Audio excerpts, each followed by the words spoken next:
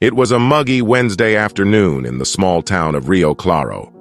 At the local police station, the chief of police, Paulo, was holding a meeting with his team, discussing the details of an ongoing investigation into an armed robbery. The room was full of hushed, tense voices, until suddenly an unusual sound interrupted the conversation. A loud flapping of wings echoed through the room as a black crow flew in through the half-open window, landing in the center of the meeting table. The room immediately fell silent. The crow, with its shiny black feathers and piercing eyes, was holding something in its beak that looked like a piece of torn fabric. The policemen, initially confused, looked at each other, not knowing how to react. "But what is this?" muttered Paulo in disbelief. "Somebody close that window!" Some of the policemen laughed, ignoring the animal, but Maicon, one of the youngest and most attentive, noticed something different. He watched the crow carefully. There was something strange about the bird's behavior. Nero, as the locals called the crow, was no ordinary bird. He was already known for flying around the outskirts of town, always on the lookout for food or something interesting. "Wait a minute," Maicon muttered, leaning forward. "He's trying to show us something." The other policemen continued to ignore the animal, but Maicon stood up and walked slowly towards the crow, which remained motionless, with the fabric stuck in its beak. "Look at this," said Maicon, carefully taking the piece of cloth from the crow's claws. He examined it quickly. That looks like a piece of clothing." The crow let out a loud croak as if trying to attract even more attention. "This crow wants to tell us something," insisted Maicon, now convinced that this was no coincidence. "It could be related to the case of the missing child." "Maicon, are you crazy?" Paulo laughed, trying to dispel the awkward moment. "It's just a crow. Concentrate on the meeting." But Maicon couldn't ignore the feeling that was growing inside him. The crow seemed determined, and there was something about the way Nero held that piece of fabric that made him uneasy. "I'm going to follow him," Maicon suddenly announced, picking up his jacket. The other policemen looked at him in surprise, some rolling their eyes. Paulo shook his head, but let the young policeman follow his instinct. The crow, as if it understood, flapped its wings and flew out of the window, quickly disappearing into the cloudy sky. Maicon ran after it, his heart racing. He didn't know what he would find, but he sensed that the crow had something to reveal. Nero flew over the outskirts of the city as he did every day, gliding in wide circles in the gray sky. His small, cunning eyes scanned the ground in search of something that would catch his eye. Known by many in the city, the crow was a constant presence, a silent observer that few paid attention to. He had found everything on his wanderings, scraps of food, lost objects, and even abandoned toys. But that day, something unusual crossed his path. Flying lower, near an area where the fields were beginning to extend into the forest, Nero spotted something shiny stuck in a rusty fence. He made a quick swoop, landing delicately on the fence. There, swaying in the wind, was a torn piece of cloth. It wasn't just any piece of cloth. It was small but frayed, with dirt stains and something that resembled dried blood. Nero grabbed the cloth with his beak, pulling it towards him with some difficulty. Just below the fence, he noticed marks on the ground. Footprints, small ones like a child's. The crow's instincts told him that this was unusual. He remembered the recent movements in the town, a missing child, tireless searches by the police, and the despair that seemed to have gripped the parents. With the cloth firmly clamped in his beak, Nero looked towards the town, his eyes shining with a peculiar intelligence. He knew where to go. The police station was always full of people who seemed to be solving problems. He had been there several times before, more out of curiosity than anything else. But this time, it was different. There was urgency in his movements, and he knew he had to act. Nero flapped his wings and took off, cutting through the sky towards the city center. He flew over the busy streets, ignoring the urban chaos, focused only on getting to the police station. With the wind whistling in his ears and the weight of the fabric swinging in his beak, he flew with determination. It wasn't long before he spotted the police station from afar, a simple building with large windows and always busy. The crow knew it was the right place to leave his find. As soon as he arrived, Nero didn't hesitate. He flew straight to the window, the same one he always saw open, and entered. He knew he would attract attention, but this time, his mission was more important. The piece of clothing dangled from his beak as he landed on the policeman's table. If they ignored him again, he had other plans. This time, they would need to hear what he, a mere crow, had to say. The silence in the meeting room was broken again by the flapping of the crow's wings as it entered the police station through the window. Nero flew straight to the center of the table, where he landed with impressive precision. This time, he didn't wait to be noticed. With a decisive movement, he dropped the torn piece of fabric on the floor, right at the police officer's feet. "What the hell?" Paolo, the chief of police, interrupted his own sentence, staring in confusion at the dirty cloth stained with dirt and blood that now lay on the ground. Some policemen laughed nervously, not understanding the seriousness of the moment. But Maicon, his heart racing, immediately knelt down beside the cloth. He picked it up carefully, holding it as if it were a delicate piece of evidence. His gaze became serious. "This," he began, examining the cloth closely. "This is part of the missing child's clothing." The laughter in the room died down instantly. All eyes turned to Maicon and the small piece of cloth in his hands. A thick tension gripped the room. "How can you be sure?" asked Paolo, still skeptical, but now visibly worried. "I remember the description of the clothes his parents gave him," replied Maicon with conviction. He turned the cloth over, revealing a small embroidery, almost invisible, but unmistakable. "This is the same symbol that the mother mentioned, embroidered by hand. This belongs to the girl." Silence overtook the room. The crow, now standing at the edge of the window, seemed to be observing everything with an attentive and calculating gaze, as if it were waiting for the human's next move.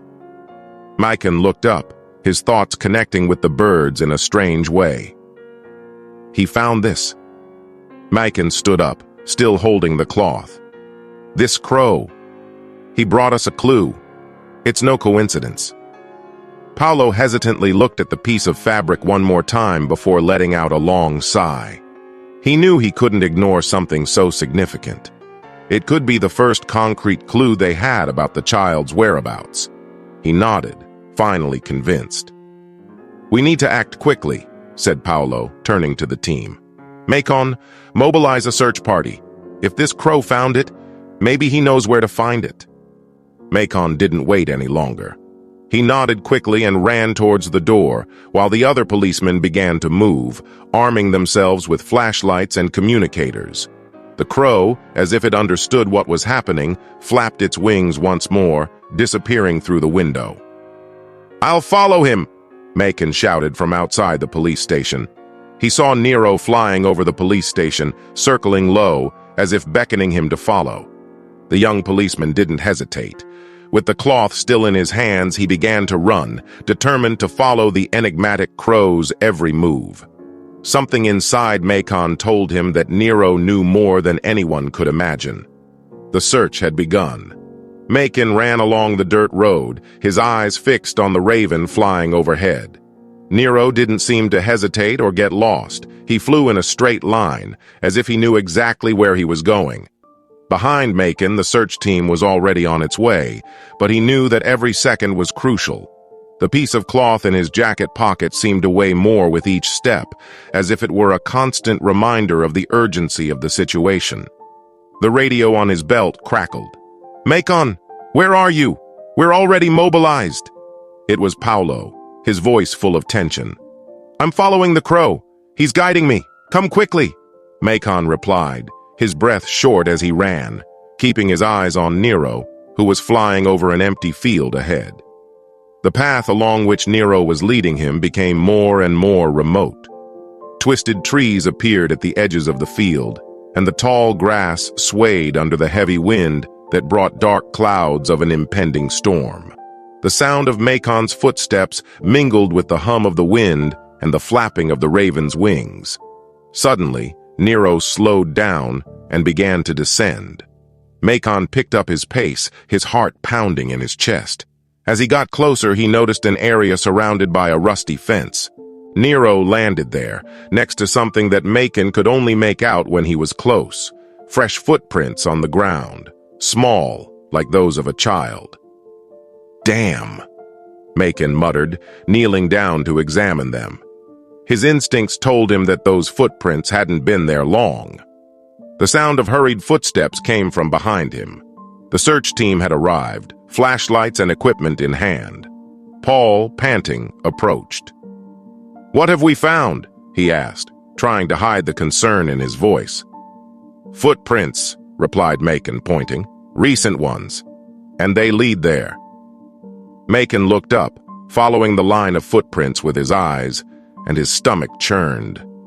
A few meters ahead, hidden among the trees and dense vegetation, was an old, ramshackle hut, its windows covered with tattered curtains.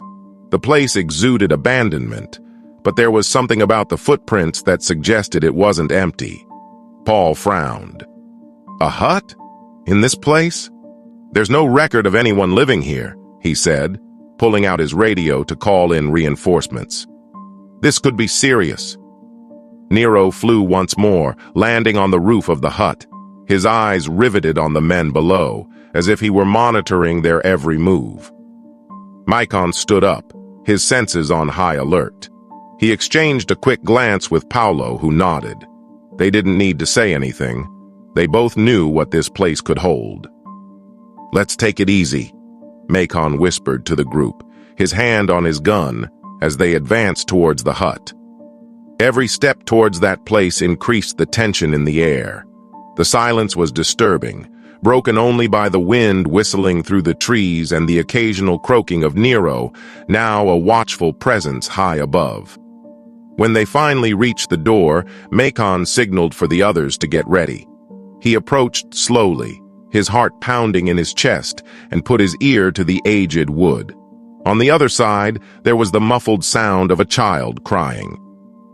"There's someone in there," muttered Macon, his stomach churning. He exchanged another glance with Paolo, who signaled for them to break in. It was now or never. The team got into position, their nerves on edge. The rescue was about to begin.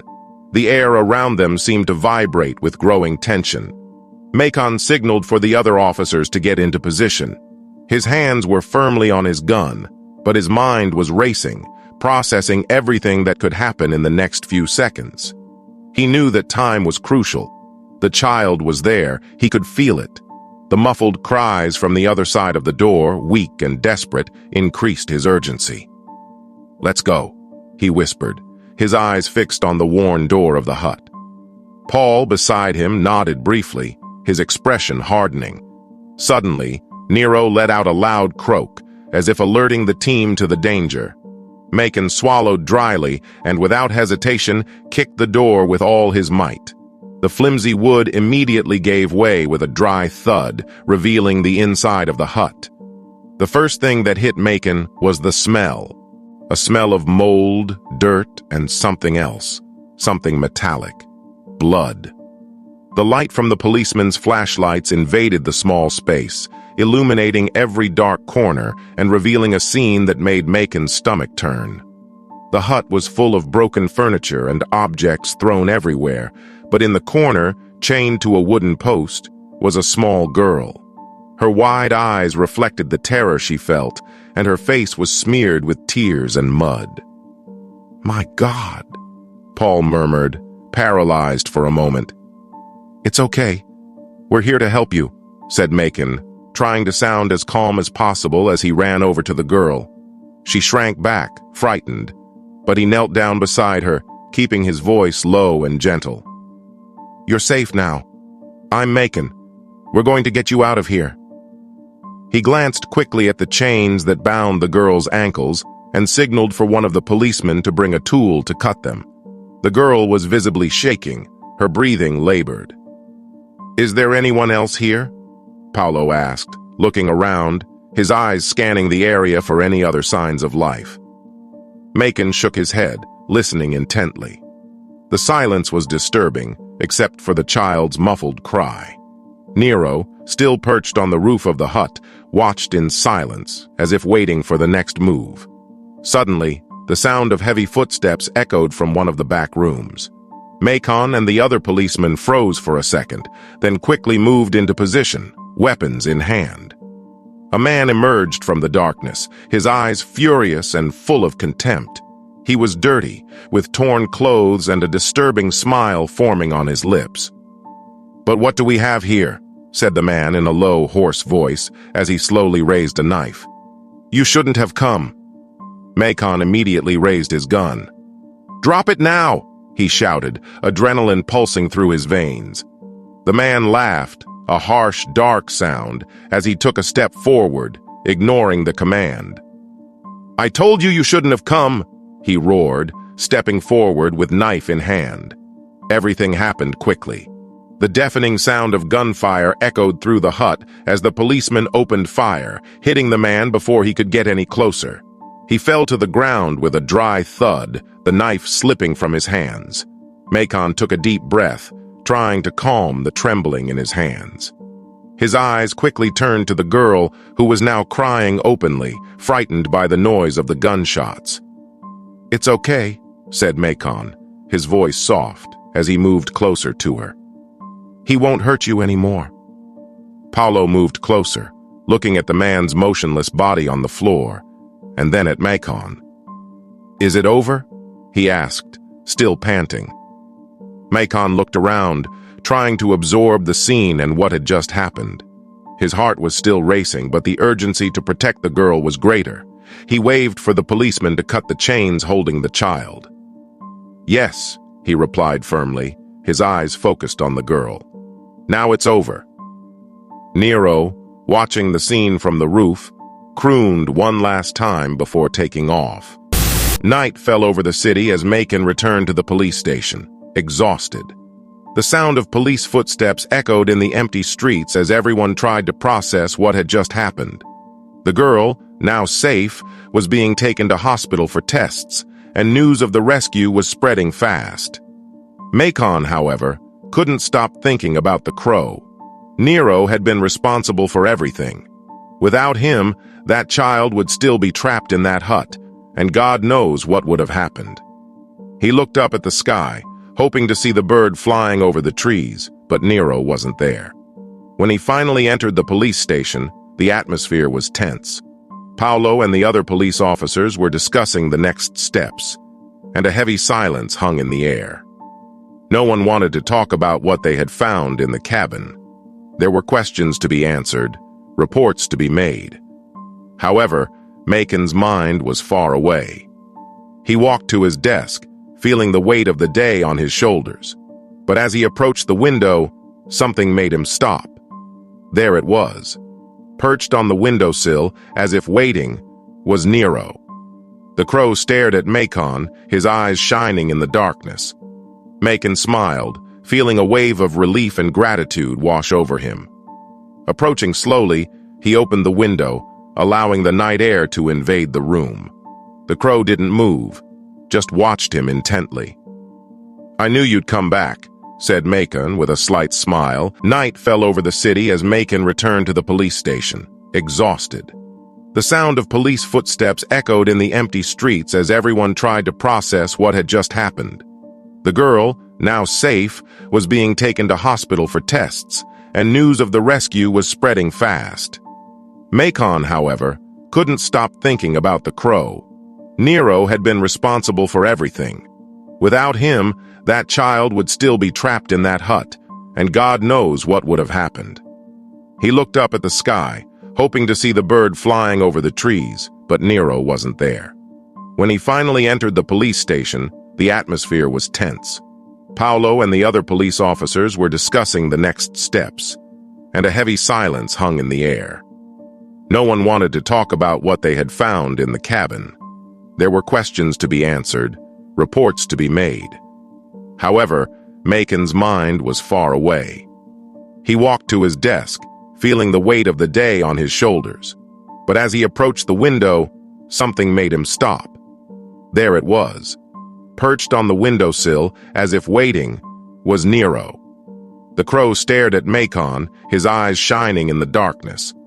Macon smiled, feeling a wave of relief and gratitude wash over him. Approaching slowly, he opened the window, allowing the night air to invade the room. The crow didn't move, just watched him intently. "I knew you'd come back," said Macon with a slight smile, as if he were talking to an old friend. He bent down and picked up a piece of meat he had saved for lunch. "This is for you. I think you deserve it." He held out his hand, offering the piece of meat. Nero watched. Macon laughed, a relieved sound after the weight of the day, and felt that somehow things had changed forever. He was no longer just a bird bringing clues. Now Nero was more than that. He was part of the team. The night was just beginning, but for the first time in days, Macon felt that they could face whatever came.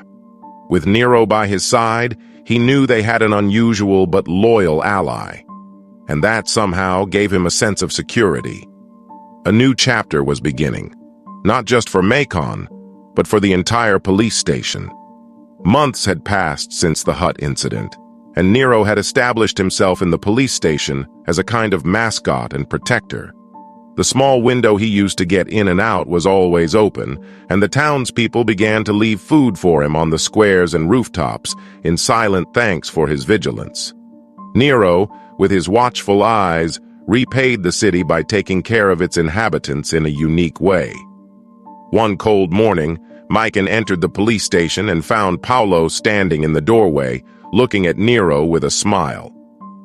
"Looks like our winged detective solved another case last night, Macon," said Paolo with a laugh. "The guys from the patrol said they saw him flying over the warehouse area. Shortly afterwards, they caught 2 thieves trying to break in." Macon laughed, feeling a surge of pride for the crow. "He's becoming more efficient than us," he joked, crossing his arms. Nero, however, rested on Macon's shoulder with his usual confidence, as if he fully understood that he was part of something bigger. Paolo patted Macon on the back before walking away. "You and that crow are going to end up being legends around here." Macon smiled, but there was a seriousness in his eyes when he looked at Nero. He knew Paolo wasn't wrong. The city would never be the same. Nero's presence not only helped the police, but brought a kind of silent hope to the residents. They knew that, as long as the crow flew over the skies of Rio Claro, someone was looking out for them.